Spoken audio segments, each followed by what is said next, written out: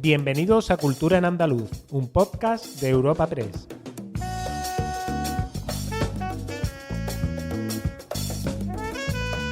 Os damos la bienvenida a una nueva entrega de Cultura en Andaluz, el podcast de Europa Press Andalucía, en el que cada semana presentamos las novedades culturales más destacadas. Yo soy Carmen Martínez y al otro lado del micrófono tengo a mi compañera Alicia Sánchez. Hola Alicia, ¿qué tal? Hola Carmen, ¿qué tal? ¿Qué traemos hoy de especial? Pues junto a nuestro repaso habitual por algunos de los temas de esta semana, como cada final de mes, nuestro podcast incluye una entrevista. En esta ocasión tendremos el placer de hablar con Antonio Soler, Premio Nacional de la Crítica en 2 ocasiones, que nos traslada a la Málaga de 1937 en esta emocionante novela titulada El Día del Lobo, que rescata de la memoria un trágico episodio sucedido durante la Guerra Civil en Almería. Bueno, y ahora hablaremos del malagueño, ¿no?, que inició su carrera literaria en el campo del relato con Extranjeros en la noche, con la que atrajo la atención de una crítica que lo interpreta como el nacimiento de una nueva voz.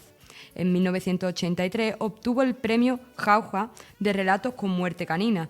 Tras estas 2 novelas publicó Bailarinas muertas, con la que consiguió, además del premio Heralde, situarse en un lugar privilegiado del panorama de la narrativa española. Y además ha realizado numerosos trabajos como guionista de televisión y es miembro fundacional de la Orden de Finnegan. Y bueno, ha ganado muchísimos premios como el Premio Andalucía de Novela, también el de la Crítica Andaluza, el Premio Primavera, el Premio Nadal y un sinfín de premios. Múltiples galardones, ¿no?, para este gran artista.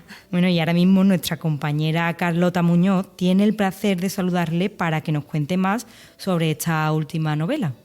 Bueno, sin duda una gran obra que trata una realidad muy olvidada que sufrió Andalucía y en concreto la población almeriense.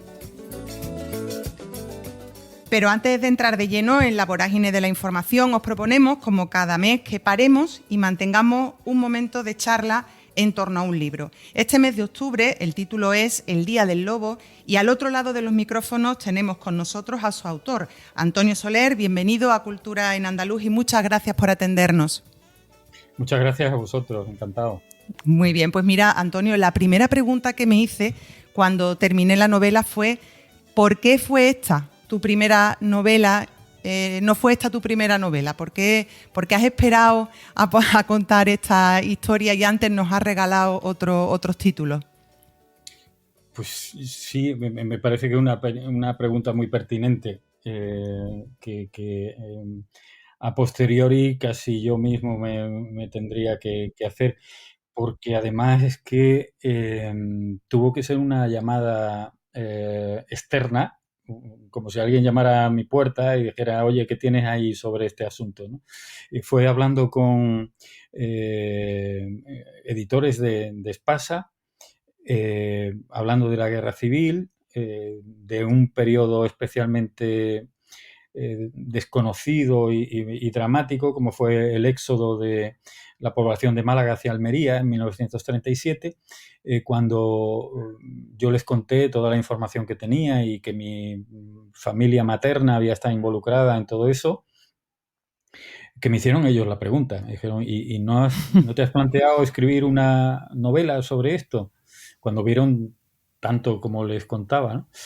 Y al día siguiente ya estaba dándole vueltas yo a esa pregunta y decidí que no iba a escribir una novela como tal en cuanto a que no iba a inventar mucho, es decir, que no iba a especular con la ficción, sino que con contar lo que había vivido mi familia durante la guerra y centrándome especialmente en ese episodio del éxodo de Málaga, tenía ya un libro que a mí me parece que puede ser interesante en cuanto no solo cuenta la historia de mi familia, sino que esa familia es el reflejo de muchas otras, naturalmente. Pues, pero es curioso entonces que uses la palabra el cuento, ¿no? Te refieres a la historia que te cuenta tu abuela como un cuento, cuando los cuentos en principio parece que tienen finales, bueno, felices o tienen una connotación positiva y sin embargo usas eso, el cuento de tu abuela Josefina, que además para mí está repleto de dolor, pero ella transmite a los suyos, a vosotros, os transmite una moraleja que es la de paz, piedad y perdón, ¿no? Usando esas tres palabras con las que terminas el libro. ¿Por qué costó entonces tanto aplicar estas 3 palabras en la época a la que te refieres, a la época del cuento de tu abuela Josefina? ¿Y por qué cuesta también tanto ahora aplicar estas 3 palabras? Bueno, la fórmula del cuento, que además está aplicada al propio título del libro, porque los cuentos infantiles están llenos de cosas terribles, de monstruosidades, y el lobo es como la encarnación del mal absoluto. Y en esos años, por España, hubo mucho lobo suelto. Eh, ¿Por qué fue tan difícil esas 3 palabras, que además son las que usaba el presidente Sí, Azaña? Azaña, sí.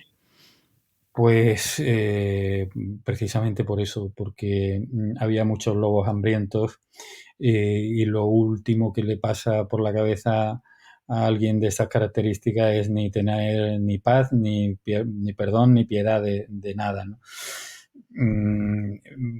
Lo interesante, me parece a mí, es que aunque el cuento no acaba de un modo feliz, porque podríamos decir ganan los malos, y ahora puedo matizar esto, el hecho de que mi familia sobreviviera y no se rindiera moralmente, me parece en cierto modo un triunfo. Y como decía antes, eso ocurrió con muchas otras familias que tuvieron que vivir en un país en el que continuamente le estaban diciendo que no era el suyo. Sí, pero a pesar de eso, continuaron con su propia visión de la vida sin hacer concesiones morales, podemos decir. Y cuando digo que ganan los malos, podría decirse que este no es un libro de buenos y malos, pero en el fondo sí que lo es. Sí. Es un libro de buenos y malos.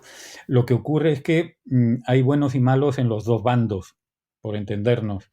En el bando de los sublevados, el propio mal estaba instaurado desde el momento que el director del golpe de Estado, el general Mola, dice, y está registrado textualmente, que ellos tienen que ir sembrando el terror, porque de ese modo van a infundir miedo, se van a hacer creíbles y ven que es la única solución para acabar pronto con el enemigo.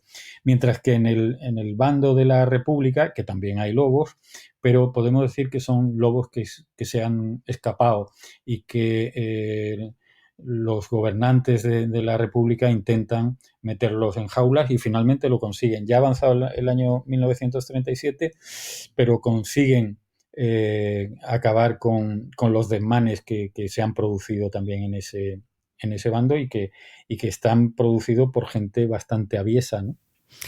Has hecho alusión a que tu familia sobrevive sin hacer concesiones morales, pero usas también la expresión en el libro sobrevivieron rabiosamente.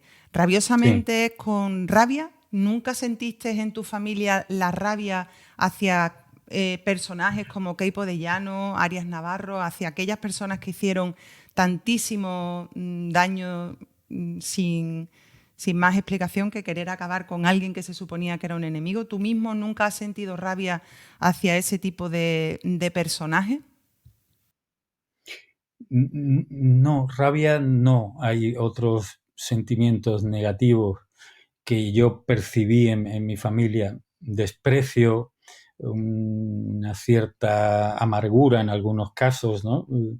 Y en mí mismo, sí, yo diría que es un desprecio hacia gente que impuso un sistema de vida tan, pues no sé cómo decirlo, tan constreñido, tan miserable. Miserable, Un quizás. sistema de vida miserable en el que el miedo, la delación, la falta de libertad, todo eso estaba al orden del día. Eso sí que yo viví 18, 19 años bajo la dictadura, es decir, tuve la suficiente ración de todo esto como para sentir bastante aversión hacia esa miserabilidad que había en el país desde por la mañana hasta por la noche. Ujú. Inevitablemente en el Día del Lobo hay pasajes, personajes, historias de vida que hoy vemos, escuchamos y leemos en los medios de comunicación. Contar las miles de historias del lobo del pasado y del presente no nos va a proteger, bien, visto lo visto, de volver a estar bajo las garras de lobos en el futuro. ¿No sirve contar historias como esta para cortar lo que estamos viendo en el presente? La intención quizá ingenua o presuntuosa es introducir un mínimo elemento de reflexión, por lo menos, ¿no?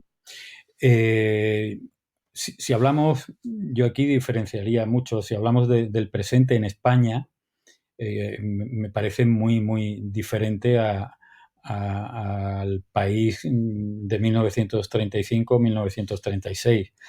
Lo que ocurre es que si sacamos el foco y miramos, pues no sé, hacia Ucrania, hacia Oriente Medio, vemos que los lobos andan sueltos y con la misma voracidad que en el pasado. Pero ya digo, si lo que hablamos es de España, la diferencia me parece abismal. ¿No compartes entonces esa opinión que cada vez empieza a ser cada vez más extendida de que en España se está instaurando los dos bandos, ¿no? Parece que o estás con uno o estás con otro. Los bandos sí parece que están cada vez más claros, ¿no? Sí, eso sí es cierto. Y hay una polarización política, bajo mi punto de vista, muy poco deseable, porque además niega un espacio de disensión, de crítica, si no eres de los míos, es decir, si me criticas a mí, ya no eres de los míos y ya eres de los otros, eres un fascista, y si no eres un estalinista. Todo eso me parece bastante dañino en el discurso político. Pero si bajamos a los hechos, a mí no me pueden decir que Núñez Feijóo, por ejemplo, ha mandado bombardear a la población civil o ordena asesinatos selectivos. Y tampoco me pueden decir que Pedro Sánchez es el jefe de una checa y que por la noche sacan gente y las matan en un descampado. Cosas de estas estaban ocurriendo en 1935, en 1936. España tenía un nivel de vida en las clases medias, si es que había clases medias, bastante deplorable. El analfabetismo estaba a la orden del día. No estábamos bajo el paraguas de la Unión Europea. Hay elementos, evidentemente, para criticar mucha de la política que se hace hoy día, por un lado y por otro, pero equipararlo a lo que ocurría en España hace 85 años, me parece que o se debe a la ignorancia, malo, o a un deseo de manipulación que me parece todavía peor. La carretera entre Málaga y Almería, esa carretera por la que andaron miles de personas huyendo de un miedo horrible, ¿qué significado tiene para ti actualmente? No sé si se cruza esa carretera habitualmente o es una carretera, la verdad que lo desconozco porque no suelo ir por allí, pero es una carretera que estará en uso, entiendo. ¿Se cruza habitualmente? ¿La gente conoce la historia de esa carretera? ¿La historia que guardan esos arcenes? Hay bastante desconocimiento. De todos modos, esa carretera por la que anduvo tanta gente bajo el fuego enemigo, ya apenas se transita porque quedó obsoleta, y lo que hay es una autovía que va de Málaga a Almería, pero si se mira hacia abajo en determinados puntos se ve la antigua carretera, y yo con alguna frecuencia cuando voy a Almería sí que tengo un recuerdo inevitable cada vez que paso por allí de lo que se produjo en esa carretera, esa barbarie perpetrada por aviones italianos y alemanes y por buques de guerra españoles bombardeando y ametrallando a la población civil. Pero con todo yo creo que es un periodo un episodio no demasiado conocido. Desde luego fuera de Málaga y fuera de Andalucía pasó y sigue estando entre sombras. ¿Y ese silencio a qué se debe? Pues yo la teoría que yo tengo es que, por un lado, el bando de los sublevados no estaba muy orgulloso de lo que hicieron. Ahí, en ese tramo, hubo más víctimas que en Guernica, por ejemplo. Pero en Guernica también el bando de los sublevados trató de minimizar lo que había ocurrido y todo esto. Y la República, ya con el aval de Picasso, no digamos, lo sacaron a la luz como pudieron. Pero en el caso del éxodo de Málaga a Almería, que como digo hubo más víctimas que en Guernica, la República tampoco estaba especialmente orgullosa, porque a la población civil de Málaga se le estuvo diciendo hasta el último momento que iba a estar amparada, que la ciudad iba a ser defendida, que se estaba preparando una defensa seria, al tiempo que lo que estaba ocurriendo realmente es que las autoridades estaban preparando su propia huida de la ciudad. Y ya cuando en vísperas inmediatas de la invasión de la ciudad se empezaron a correr los rumores y se supo que en el gobierno civil se estaban quemando archivos y todo esto, pues es cuando la población sale completamente despavorida por la única vía de escape que tiene, que es esa carretera. Cuando terminaste de escribir el último nombre de la página de agradecimientos, ¿qué sentiste? ¿Cuál fue tu sensación al cerrar el manuscrito de esta historia, que es la historia de tu familia, pero que es la historia de miles de familias andaluzas de aquella época?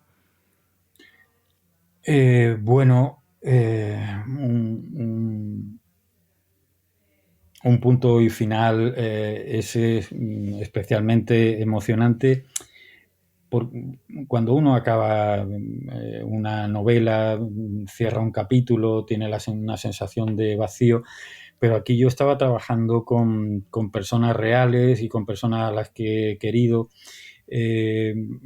Lo que quería es hacer una labor también de notario de esa gente anónima, que era mi familia, rendir un homenaje íntimo, privado, que luego pues, se hace público en cuanto el libro es publicado, y que ese acto notarial, podemos decir,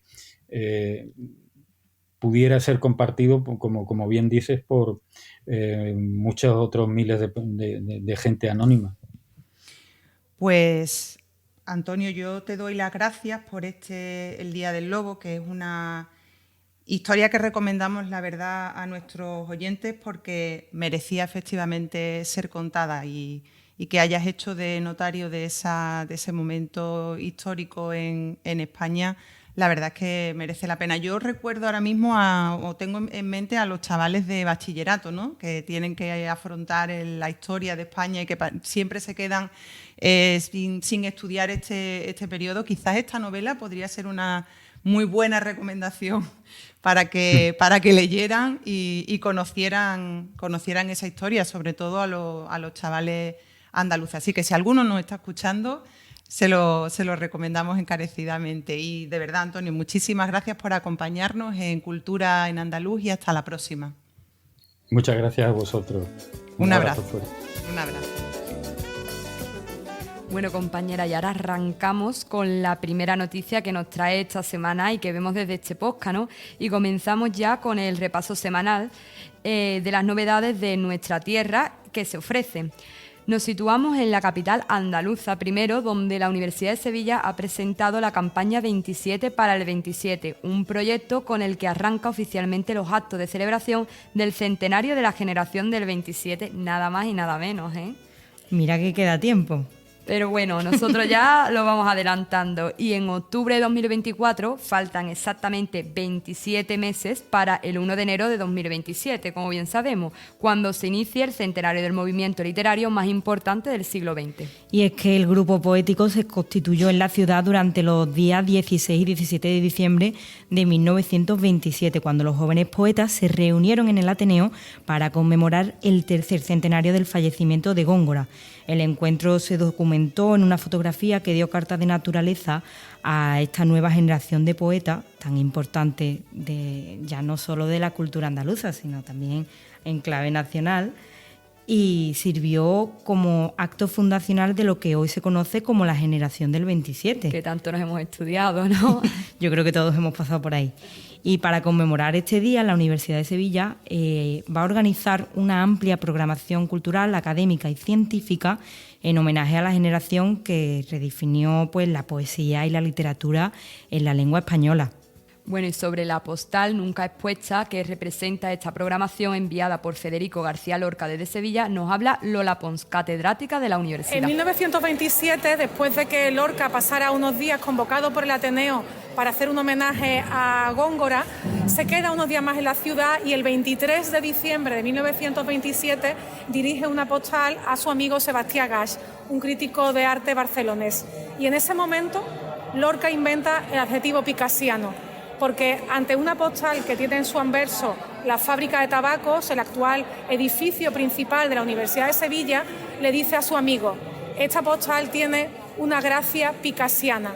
Esa es la primera documentación que tenemos del adjetivo picassiano, que un adjetivo derivado de un malagueño nazca en Sevilla en el 27, a pocos días de esa foto inaugural de la generación del 27 y ante la sede de lo que es nuestra universidad, es muy simbólico. Bueno, y ahora vamos a hacer un recorrido por la programación que han preparado. La primera gran actividad es el Congreso Internacional Recuérdalo a Otros en torno al 27, nuevas aproximaciones críticas, que tendrá lugar del 1 al 5 de febrero de 2027 en la Facultad de Filosofía.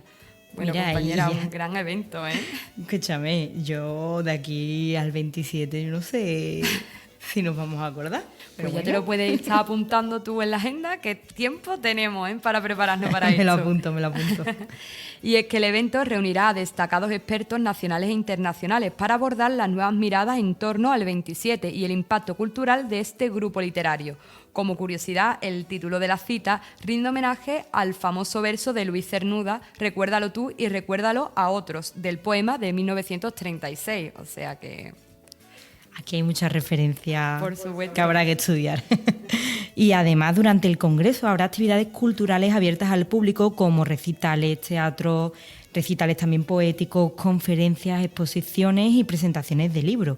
Y es que la conmemoración también incluye el desarrollo de varias publicaciones coordinadas por el profesorado y que ya están en marcha. O sea que vamos a tener muchísimos estudios ahí que seguro que quedan para la posteridad. Arrancamos desde el principio, desde prontito. Total. Y bueno, también la Biblioteca Rector Machado y Núñez acogerá la exposición ¿Qué estrellas pisan ahora en vez de flores?, en la que Luis de Góngora, hasta la generación del 27, pues hace un recorrido que estará abierta al público desde diciembre de 2026 hasta marzo de 2027. En la exposición se mostrarán impresos y manuscritos de la obra del poeta cordobés. Y pues bueno, la Universidad de Sevilla ha programado 27 actividades premias al Congreso sobre la generación del 27, o 2 congresos en junio de 2025, el Congreso Internacional Voces y Cuerpos Plurales, que tratará sobre las disidencias sexuales en la Edad de Plata, y en octubre de 2026, aún ignorada, sigue la obra mía, para visualizar el aporte de las escritoras andaluzas de esa época, tradicionalmente poco conocidas, como ya sabemos, ¿no? Es algo ya, yo creo que típico. Pero bueno, a mí me gustaría apuntar que yo creo que de esa generación del 27 que era tan amplia, bueno, cabe destacar los grandes nombres andaluces, que es que son bastantes, ¿eh? Es que aquí lo tenemos todo. No quiero hablar muerto, pero lo tenemos todo. Bueno, y ahora vamos a hablar de un cortometraje del director cordobés José Antonio Gutiérrez Busto llamado Tumbas Vecinas. Que eso de tumbas pues nos viene también muy al chiste del Día de los Muertos. Hombre, está el día 31 aquí ya, o sea, yo creo que las calles andaluzas se preparan para el Halloween, ¿no? Ya. Pues nos viene estupendamente. Y es que esta historia es la historia de Lola, una señora obsesionada con que la tumba de su difunto marido sea la más limpia y la más bonita y todo lo más del cementerio. Y Antonio, por otra parte, el otro protagonista, es un viudo muy galán que comienza a competir contra ella decorando la tumba de su difunta Carmen, de su mujer. Y sobre esta obra pues nos va a detallar más el propio director con el que hemos tenido el placer de hablar y de tratar durante estas últimas semanas. Tumbas vecinas es una comedia sobre dos viudos, Lola y Antonio, que comienzan una competición para ver quién de los dos consigue la tumba más bonita, más floreada, más espectacular de todo el cementerio, la tumba de sus cónyuges difuntos. Y se convierten en todo un espectáculo para las vecinas, los vecinos del pueblo. Incluso brota el romance de alguna forma. En fin, no quiero desvelar mucho más del argumento. Y bueno, es una comedia un poco surrealista, así con un carácter fresco y moderno, o al menos lo que hemos intentado. Y bueno, a pesar de que tiene un humor con un toque muy andaluz, la verdad que ha funcionado muy bien en otras partes de España. Bueno, una obra muy cómica, ¿no? Sobre la obsesión que puede llegar a tener una persona con la limpieza, que yo no sé tú, yo en la tumba no, pero en mi casa hay veces que soy Mr. Proper limpiando, o sea, heavy. Total. Bueno, y también tenemos que hablar del reparto, que los tres protagonistas son Montse Torrent, Aníbal Soto y Loles Gutiérrez. Y además, bueno, el director tiene ya su recorrido, ha dirigido, por lo que sé, series que se pueden ver en Filming y también otros cortos. O sea que tenemos aquí Seguro que tiene que una estar gran genial. obra, ¿eh? Y tiene que ser muy buena obra porque ya acumula muchos premios, lo que es muy buena señal. Entre todos ellos podemos destacar el premio a la creación audiovisual andaluza en el Festival Cortometraje Guadalcanal en corto de RTVA. Sin duda, un gran reconocimiento del que nos cuenta el propio premiado. La prueba un poco de ese éxito es que llevamos ya 33 premios y más de 10 de estos premios son premios del público. Y bueno, de estos reconocimientos, los más destacados pues serían, por ejemplo, el Gran Premio del Jurado en la 33 Muestra de Cine de Palencia, que además fue el primero que nos llevamos y nos hizo mucha ilusión. El Premio del Público en el Festival de Cine Bajo la Luna de Isla Antilla. Y el último premio que nos dieron ha sido el RTVA en el Festival Guadalcanal, en corto. Y bueno, es un premio que concede Radio Televisión Andaluza y que nos hace mucha ilusión porque creemos que es un premio importante en Andalucía, sobre todo. Bueno, compañera, y ahora como todas las semanas, pues ofreceremos algunos planes para los próximos días, ¿no? Y para este puente que se nos viene, que ya tenemos unas ganas, que se nos vea a todos en la carita. Tremenda. Agenda semanal de cultura en andaluz.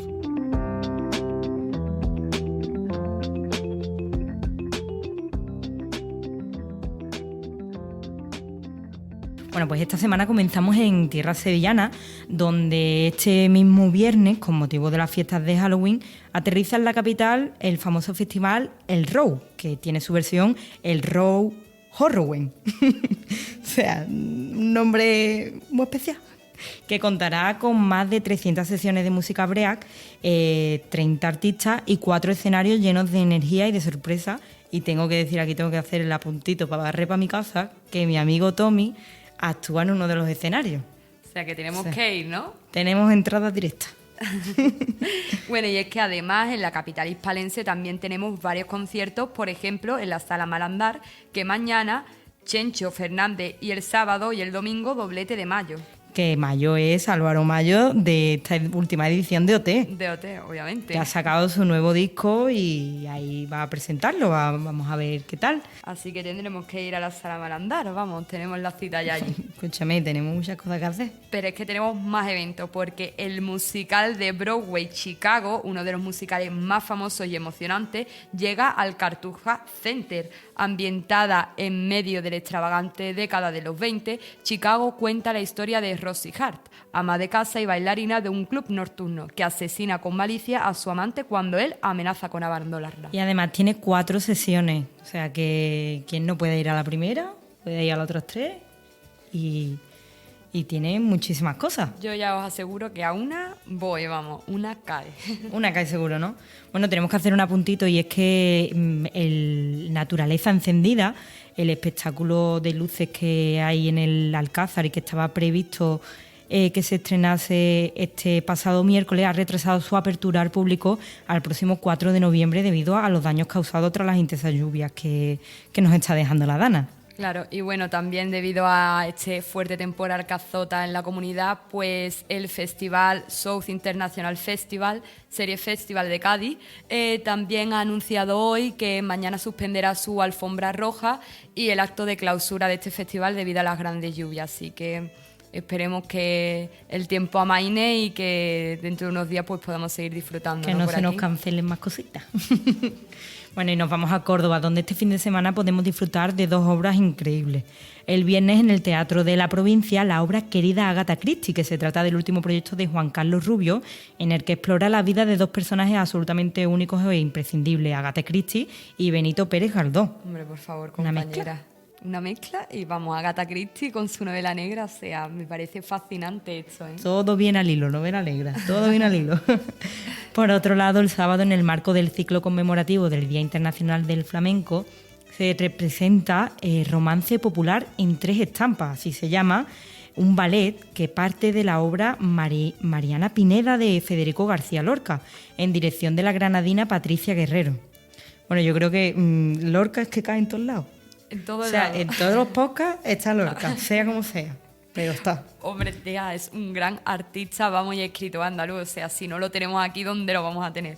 Bueno, y ahora nos vamos a las tierras gaditanas, en concreto a Jerez, donde este domingo el grupo Funambulista dará un concierto, pero no es el único que pasará este domingo, porque la ópera Tosca llega también a Cádiz. La obra de Puccini, dividida en 3 actos y ambientada en la Roma de 1800, llegará al Gran Teatro Falla, o sea, un espectáculo. Maravilloso.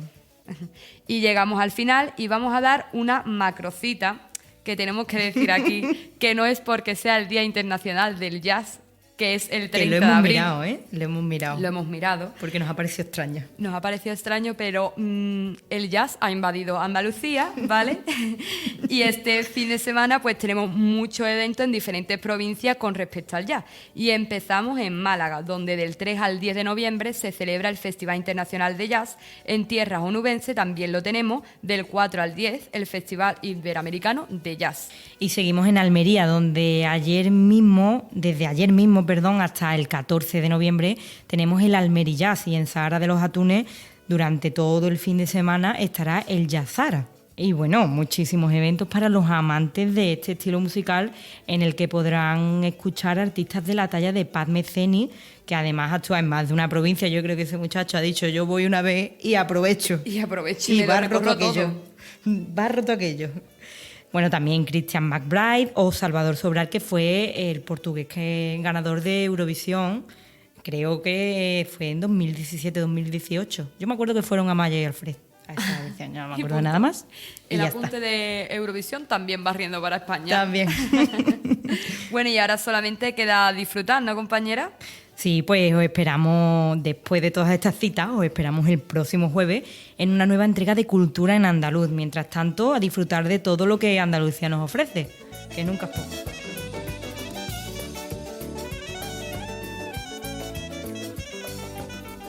Despedimos esta entrega de Cultura en Andaluz, invitando a todos nuestros oyentes a descubrir el resto de episodios de este podcast, así como todo el catálogo de programas de nuestra red, a través de europapress.es/podcast.